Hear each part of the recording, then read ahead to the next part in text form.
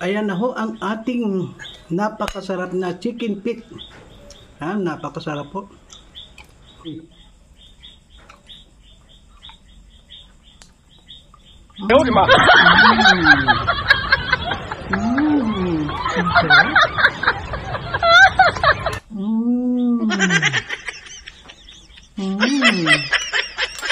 May sauce pa tayo. Ang sarap. Wala kang matik no. Ayan po mga guys, magandang umaga po sa inyong lahat. Ngayon po mga kaibigan, ayan po magluluto po tayo ngayon ng chicken feet.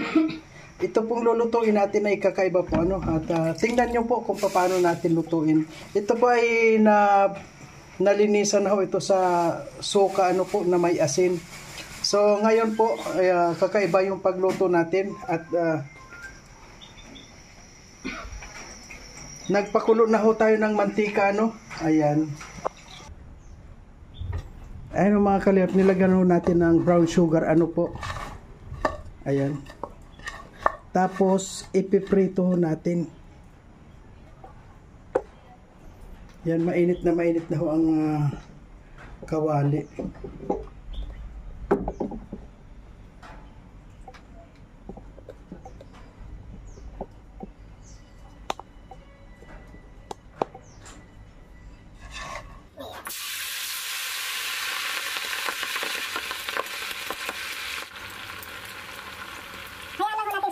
Golden brown.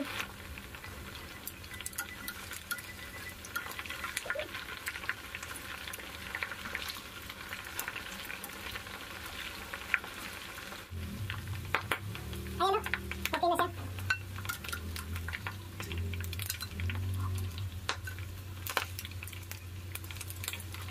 Ayan, tingnan nyo lang yung kung paano yung proseso natin sa pagluto. Ito ho ay medyo nagtrabaho lang, pero kapag natikman nyo talagang mapapawaw kayo.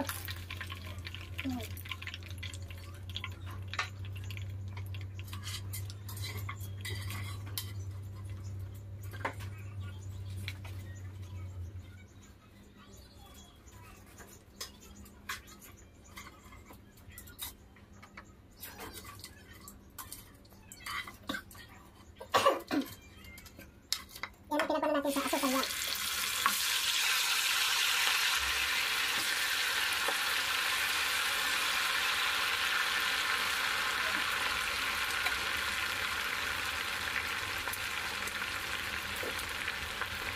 Bagyan. Kasi tumututok talaga ito.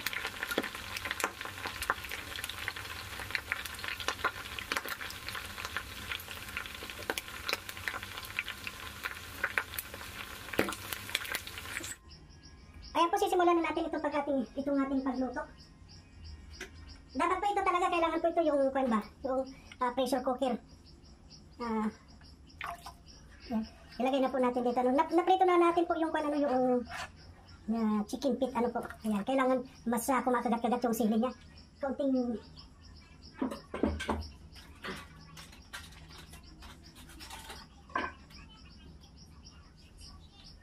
lagyan na natin ng tomato sauce.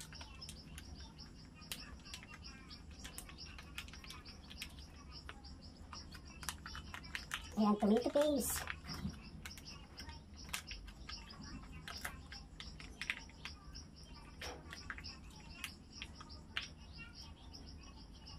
Ayan.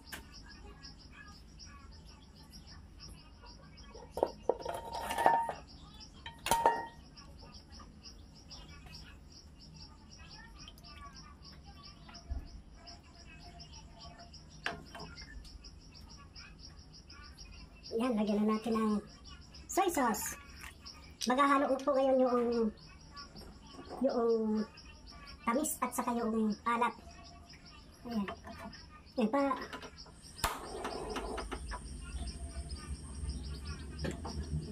Lalagyan na rin natin siya ng paminta. Siyempre, isa yan sa nagpapasarap.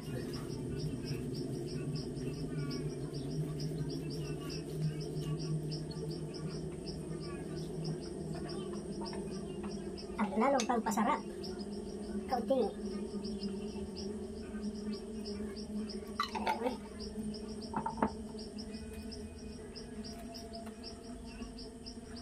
Kung bagasakan po yung chicken feet ay naluto na po yun, ano?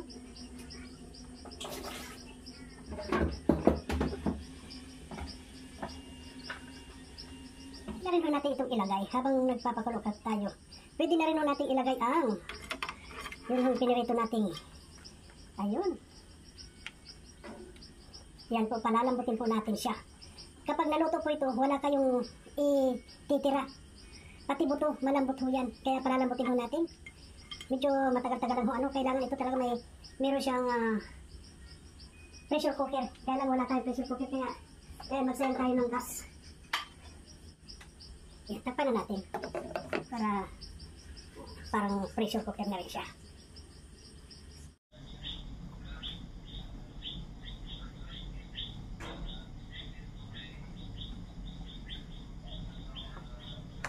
Ayan, bisitahin nga natin.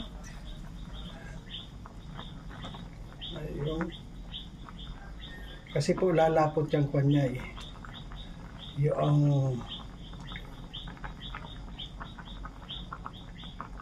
kailangan malambot na malambot siya. Ayan.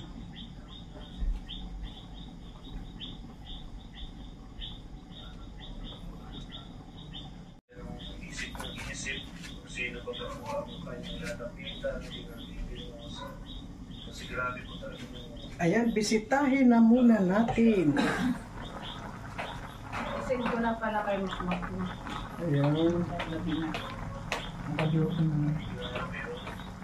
Nasa ang mga viewers natin dyan. Wala na tayo mga viewers. Ayan, mga kalahating oras po ito. Kailangan siya malambot na malambot para hindi matigas.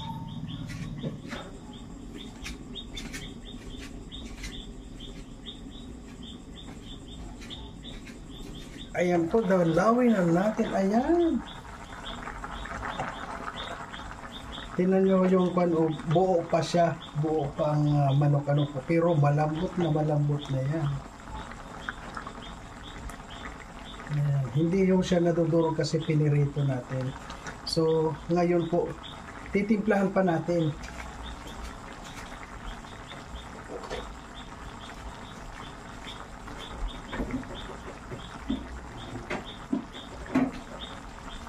Siyempre, lalagyan natin ng pampalambot pa. Ayan. Lagyan ho natin siya ng 7-Up.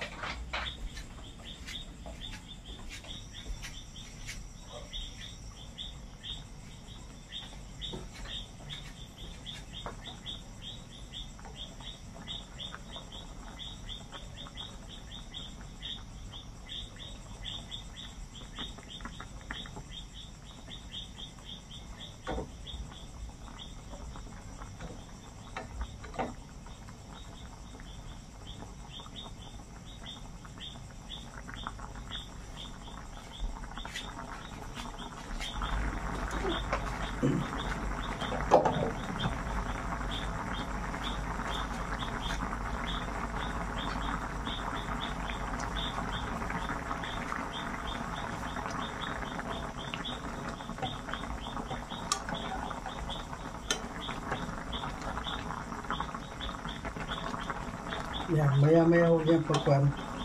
Medyo malapot na siya. Yun, pwede na natin pagsalungan. Ang lasa niya, may anghang siya, may anghang, sweet and sour. Tapos, tignan pa natin.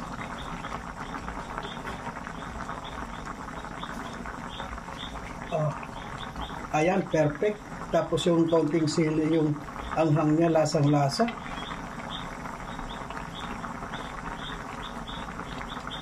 Ayan o, perfect talaga siya. Napakasarap.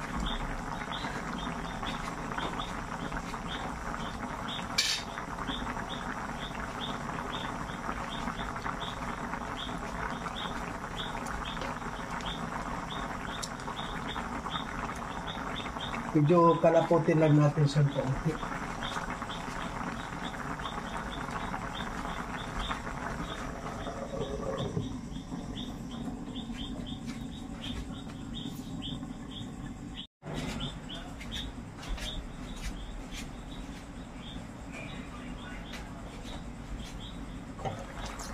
Wow.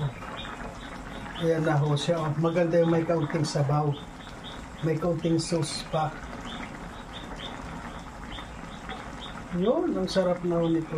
Napakalambot ng buto niya. Ang lambot na ho kasi medyo matagal siya, ano? Mga nasa 2 oras din siguro siyang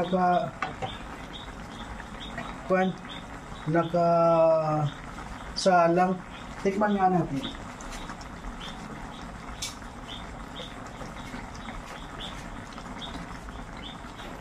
Yung apoy niya ho ay makuha lang ho, mahina lang para hindi masunog. Ay, talagang wala ka nang hanapin pa.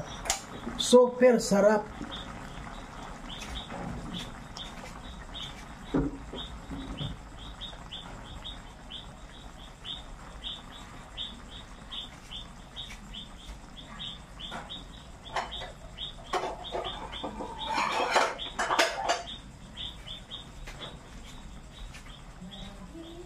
Ayan mga kalingap, subukan natin.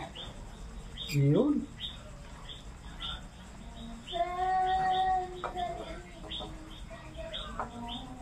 Kasi ang lalaki ho ng kwan, no? Ng talagang pinili ko itong manok na ito.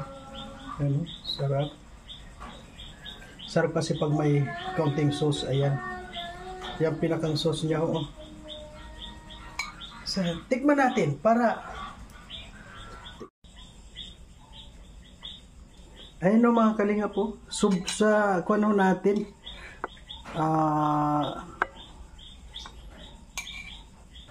ayan o buong buo yung kwan niya o ang sarap. Sandali, mainit pa kasi. Titikman natin. Napakalambot, para siyang jelly.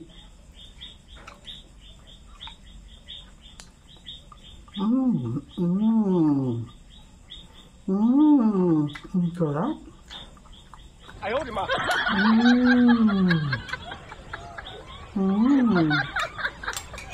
May sauce pa tayo. Ang sarap. Wala kang matitirang buto. No.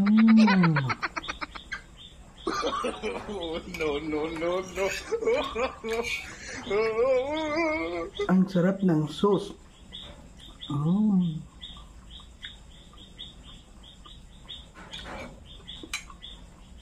Ayan o mga kalim, subukan yung lutuin ng ganitong chicken feet. Talaga pong mapapawaw kayo sa sarap. Mamaya ho, pagka nakasaing na ako, kakain tayo ng kanin. Napakasarap.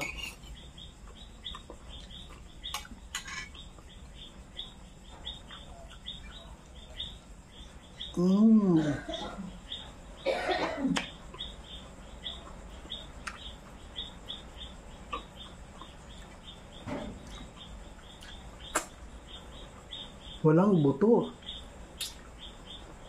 Perfect.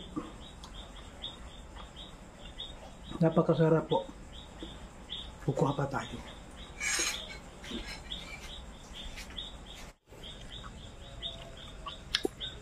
Ayan na ho ang ating napakasarap na chicken feet. Napakasarap po.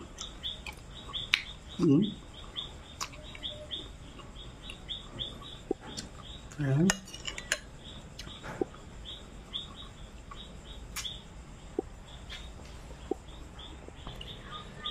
Ayan po mga kaibigan, mga kalingap, marami pong salamat sa nanood po ng aking video. Ano po, yung mga gustong magluto ng ganito, ay sundan nyo lang ho yung ginawa ko. Napakasimple lang po, pero ingat lang po kayo dahil unang-una sa pagprito, talaga pong tumatalansik siya. Kaya ingat lang po sa pagluto ng ganito. Pero po, napakasarap. Yan. Salamat po!